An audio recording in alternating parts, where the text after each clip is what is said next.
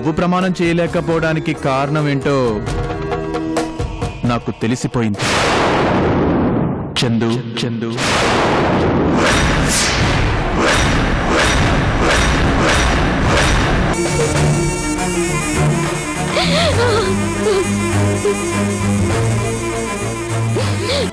చిన్నాన్ని చిన్నాన్ని మన కన్ను కొడుకండి.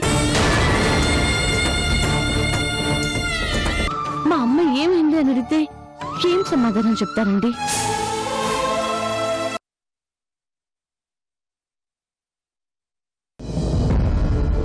వాడు అనాథ కావడానికి అమ్మా నాన్నే కారణమని చిన్న నమ్మినంత కాలం మనం తల్లిదండ్రులను చెప్పుకునే అవకాశం లేదండి.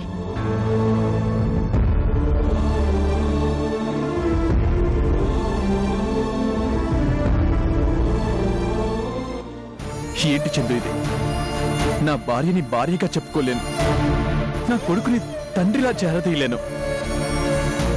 ఎంతకాలం ఇలా పరాయి వాళ్ళ బ్రతకాలి?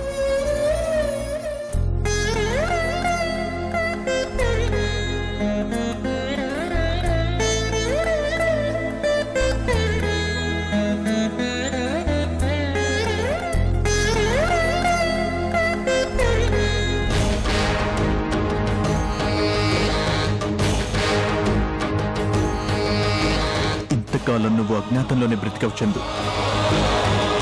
ఈ భగవంతుడే నిన్ను మళ్ళీ నా చందుగా నా జీవితంలోకి తిరిగి తీసుకొస్తాడు. నాకు నమ్మకం ఉంది.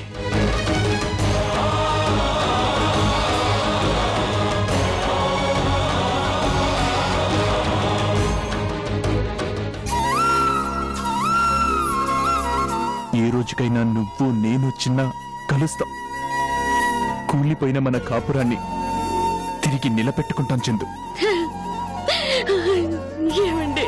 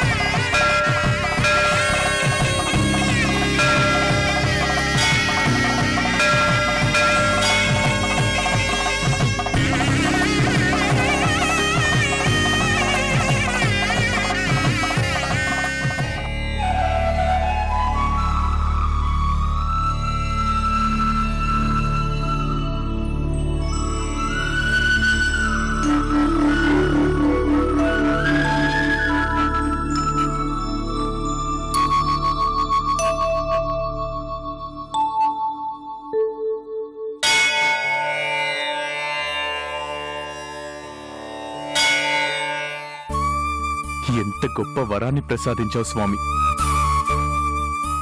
నా జీవితంలో ఆవిరైపోయిందనుకున్న ఆనందాన్ని మళ్ళీ నాకు తిరిగిచ్చావు. చనిపోయిందనుకున్న నా చందుని మళ్ళీ తిరిగి నా ముందు నిలబెట్టావు. ఏమిచ్చి నీ రుణం తీర్చుకోనయ్యా. నా చందుని చంపేసి జీవితంలో సంతోషాన్ని దూరం చేశావని నిన్ను చాలా అన్నాను. చాలా రోజులు కనీసం నీకు చేతులెత్తి దండం కూడా పెట్టలేదు.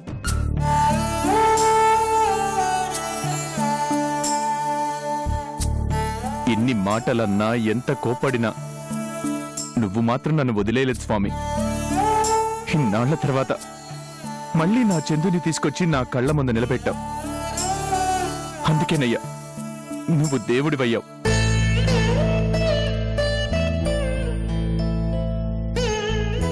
నా జీవితంలో ఎప్పుడూ ఇంత ఆనందాన్ని నేను చూడలేదు స్వామి. నాకింత గొప్ప వరమిచ్చినందుకు జన్మంతా నిన్ను మర్చిపోను స్వామి. 25 ఏళ్లుగా నేను పడుతున్న బాధని, నా కన్నీటిని చూసి నీ మనసు కరిగింది. ఇంతకాలం నువ్వు దేవుడివని చెప్పుకునే రాయివే అనుకున్నాను. కానీ నమ్మకం ఉంటే రాయిలో కూడా భగవంతుడుంటాడని ఈరోజు నమ్ముతున్నాను. ఇది ఖచ్చితంగా నీ మహిమే స్వామి. నేను ఎంత అమాయకుని స్వామి. నా కళ్ళ ముందే నా చందుని తీసుకొచ్చి పెట్టిన గుర్తుపట్టలేని పిచ్చివాడినయ్యాను. ఇక లాభం లేదనుకొని నువ్వే నిజం బయట పెట్టావా? ఇంతకంటే నాకు జీవితంలో ఏమీ అవసరం లేదు స్వామి. నాకు కోట్లకు మించిన సంతోషాన్నిచ్చావు. చాలా తృప్తిగా ఉంది స్వామి, చాలా తృప్తిగా ఉంది.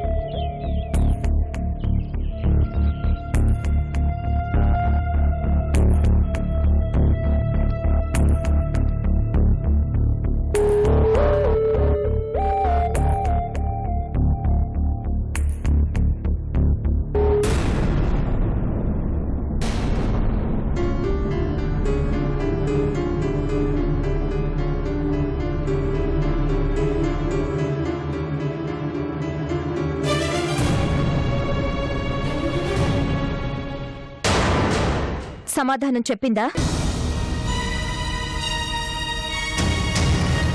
ఆ కరుణని ఏదో అడుగుతానని వెళ్లారు కదా, సమాధానం చెప్పిందా?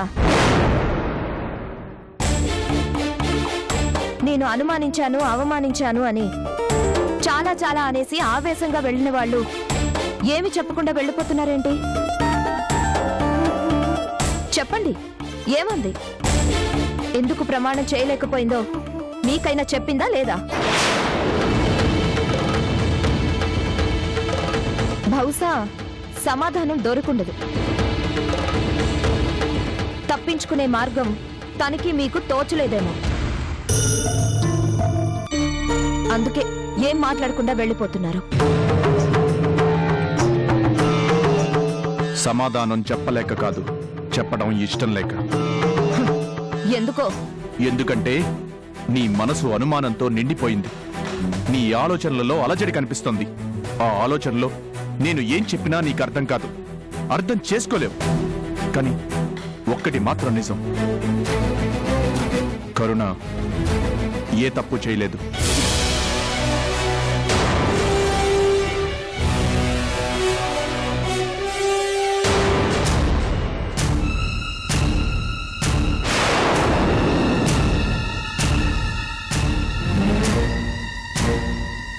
దీనికి కూడా మీ దగ్గర సమాధానం ఉందా?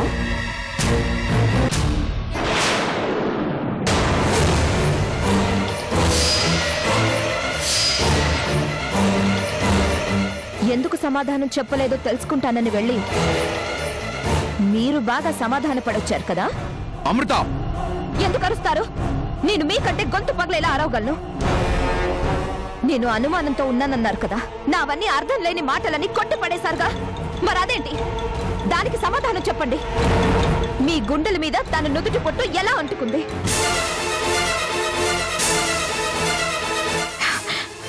ఎంత ఆవేశం నటించారండి. కానీ అది అవకాశంగా తీసుకుని వెళ్ళి దాంతో గడిపొస్తారని ఊహించలేకపోయాను. అమృత, అసలు నువ్వేం మాట్లాడుతున్నావు నీకు అర్థమవుతుందా? నాకన్నీ అర్థమవుతున్నాయి. ఇప్పుడిప్పుడే మీరేంటో కూడా నాకు అర్థమవుతుంది.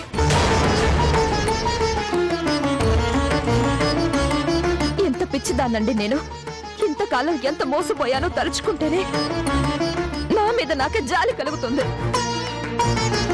అమృత, నేను నిన్ను మోసం చేయలేదు. వదలండి.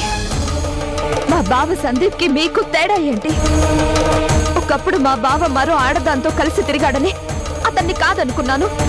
ఈ రోజు అదే తప్పు మీరు చేస్తున్నారు. ఇలా ఎంతకాలం నుంచి నన్ను మోసం చేస్తున్నారు? ఎంత ప్రేమించానండి మిమ్మల్ని. చనిపోయిన చందు కోసం పిచ్చివాడిలా ఆ రాళ్లల్లో కొండల్లో ఏడుస్తూ తిరుగుతూ ఉంటే భార్యని ఎంత ప్రేమించే మనుషులు ఉంటారా అనుకున్నాను. కానీ మీ అసలు స్వరూపం తెలిసాక భార్యని ఇంత మోసం చేసే మనుషులు కూడా ఉంటారా అనిపిస్తుంది. ఎందుకింత దారుణానికి ఒడిగట్టారు? నేను మీకేం తక్కువ చేశానని నన్ను మోసం చేశారు. ఆ కరుణ ఏం మాయ చేసి మిమ్మల్ని అంతా ఆకట్టుకుంది? అమృత, ఒక్కసారి ఆవేశంతో కాకుండా కాస్త ప్రశాంతంగా ఆలోచించు. నేను నిన్ను మోసం చేయడం లేదు. ఇంకా అబద్ధాలు చెప్పకండి. ఎందుకంటే అవి వినే ఓపిక నాకు లేదు. నా భర్తలో ఏ లక్షణం అయితే ఉండకూడదు అని అనుకున్నానో అదే మీలో ఉంది. మీరింత బరి తెగించారు అంటే మిమ్మల్ని ఏమనాలో నాకు తెలియట్లేదు. నా సంగతి వదిలేయండి. అదిగో ఆ చందు మొహాన్ని రోజు చూస్తూ ఉంటారు కదా, ఆ మొహం చూసినప్పుడైనా నేను తప్పు చేస్తున్నాననే బాధ మీలో కలగలేదా? చందు చాలా అదృష్టవంతురాలు. ఎందుకో తెలుసా? మీరెలాంటి వాళ్ళు తెలుసుకునే లోపే చచ్చిపోయింది. తనే ఈరోజు బ్రతికుండుంటే మీ అసలు స్వరూపం తెలిస్తే గుండె పగిలి చచ్చిపోయేది.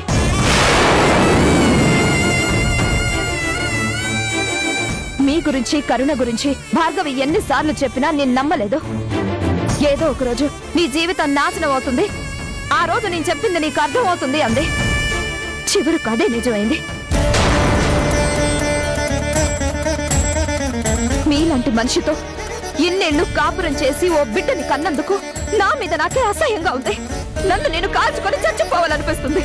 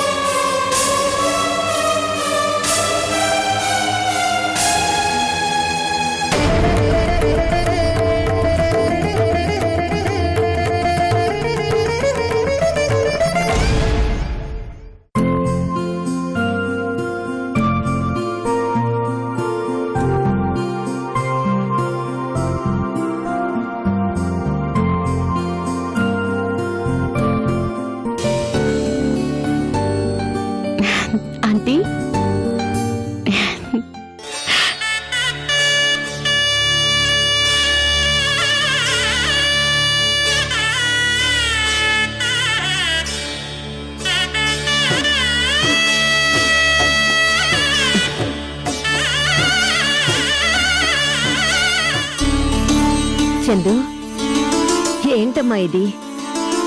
నుదుటనా అంత పెద్ద బొట్టు పెట్టుకున్నావేంటి? ఎప్పుడు చిన్న బొట్టుతో కనిపించేదానివి కదా, ఏంటి విశేషం? నేను చందుననే విషయం నా భర్తకి తెలిసేలా చేశారు కదా ఆంటీ.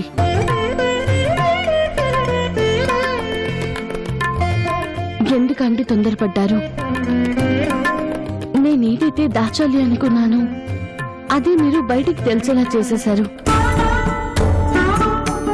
నేను బయట పెట్టలేదమ్మా, ఆ భగవంతుడే బయట పెట్టించాడు. నేను నీకిచ్చిన మాట కట్టుబడే నిజాన్ని నా గుండెల్లోనే దాచుకున్నాను. కానీ అనుకోకుండా నీ భర్తకి నీ గురించి తెలిసేలా చేసింది మాత్రం ఆ దేవుడేనమ్మా. కాకపోతే నిజం తెలిసి మీ ఆయన గట్టిగా అడిగేసరికి కాదు అని అబద్ధం చెప్పలేకపోయాను. ప్రతి మనిషికి ఆయుష్ ఎంత అని ఆ భగవంతుడు నిర్ణయించినట్లే నిజానికి కూడా ఆయుష్ని ఆ దేవుడే నిర్ణయిస్తాడు. అందుకేనేమో నువ్వు నేను దాచాలి అనుకున్నా ఆ నిజం దాగలేదు.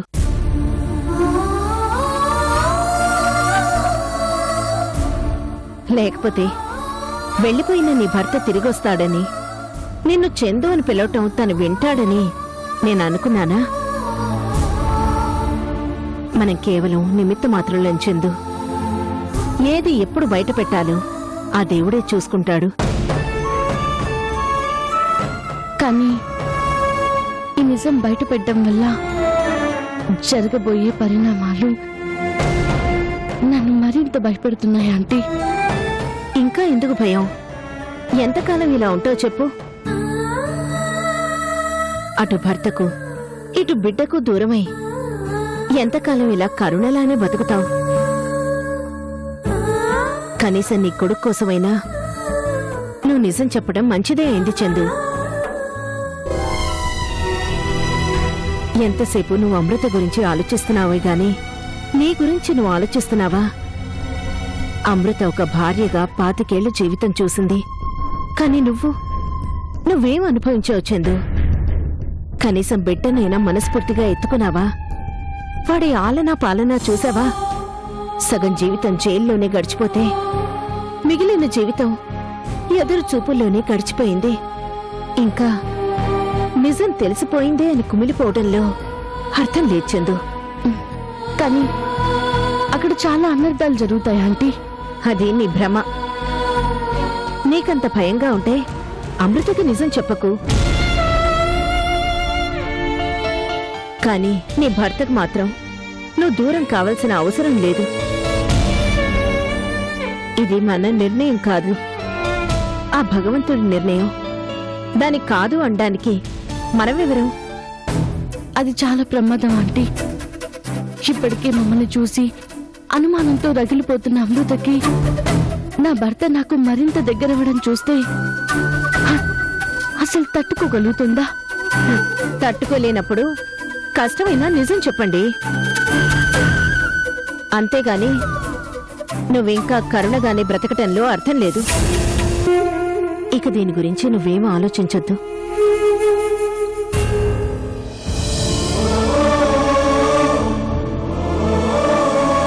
కానీ తర్వాత ఎలాంటి పరిణామాలు ఎదురవుతాయో, ఎవరి జీవితాలు ఎలా మారుతాయో నాకు నిజంగా అర్థం కావడం లేదు.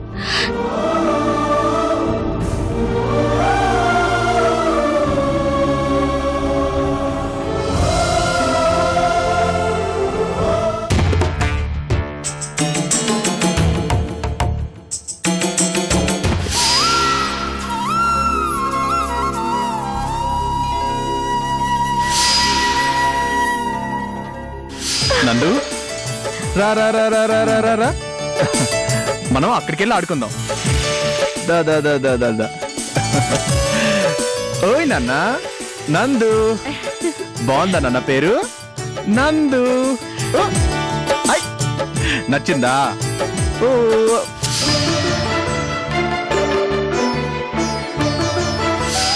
రేయ్, నీకోసం ఏం తీసుకొచ్చానో చూడు. కొత్త డ్రెస్. బాబుని చూస్తే చాలా ఆనందంగా ఉంటుందండి. ఎప్పుడు బాబుతోనే గడపాలనిపిస్తుంది. వీడి నవ్వు చూస్తుంటే చెప్పలేని ఆనందం కలుగుతుంది. వీడి స్పర్శ వల్ల నాలో తెలియని సంతోషం కలుగుతుంది. ఆ సంతోషాన్ని మాటలో చెప్పలేకపోతున్నానండి.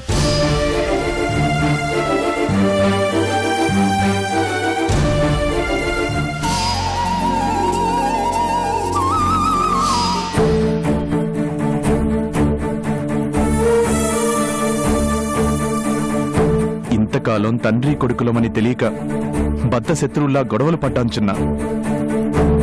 నువ్వే నా కొడుకువని తెలియక నిన్ను అనాథవి అన్నాను, ఆవారగాడివి అన్నాను, ఇంకా చాలా చాలా మాటలన్నాను చిన్న. నీ విషయంలో చాలా తప్పులు చేశాను చిన్న. వాటన్నిటికీ క్షమాపణలు చెప్పుకోవాలి.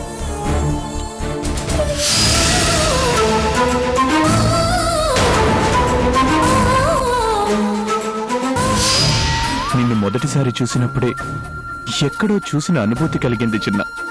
కానీ నువ్వు నా బిడ్డవే అని గుర్తించలేకపోయాను చిన్న. ఇక నుండి నువ్వు అమ్మా నాన్న లేని అనాథవి కాదు చిన్న, అనాథవి కాదు.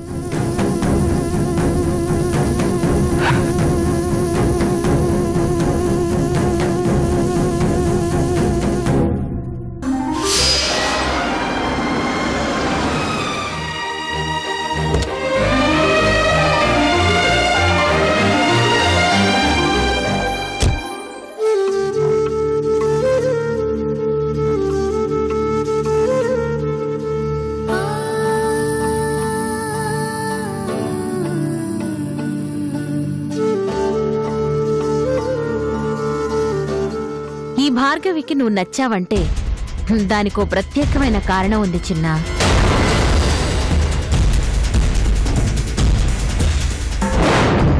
అది నీ ఆవేశం.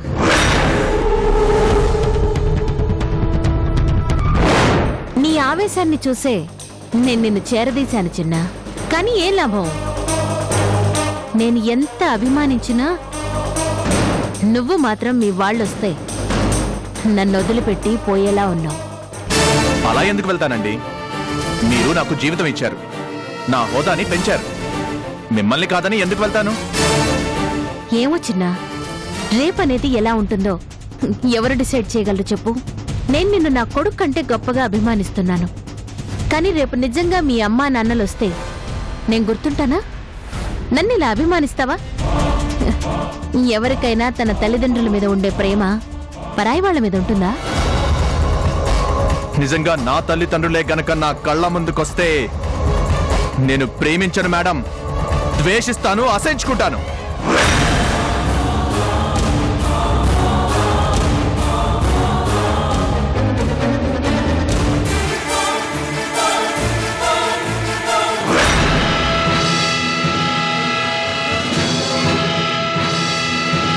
ఎందుకు చిన్నా?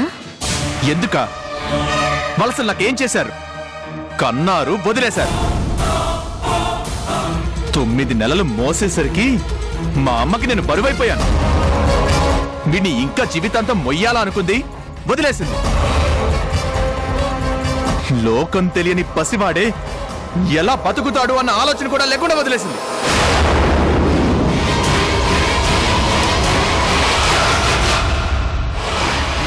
ఇక మా నాన్న, అసలు ఆయన్ని నాన్న అనాలా లేక కసాయి అనాలా? కసాయి వాడికి కూడా ఎప్పుడో ఒక్కసారైనా తను చంపే జీవాలను చూసి జాలి కలుగుతుందేమో గాని నా తండ్రికి ఆ జాలి కూడా లేదు. తన సరదాలు తీర్చుకోవడానికి నన్ను కన్నాడు, తన సరదాలకి అడ్డు పడతానని వదిలించుకున్నాడు. అలాంటి వ్యక్తిని నేను అస్సలు క్షమించను.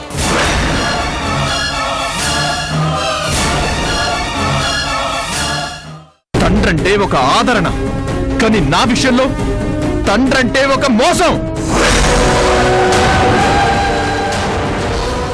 తండ్రంటే ఒక వంచన, తండ్రంటే ఒక దుర్మార్గం.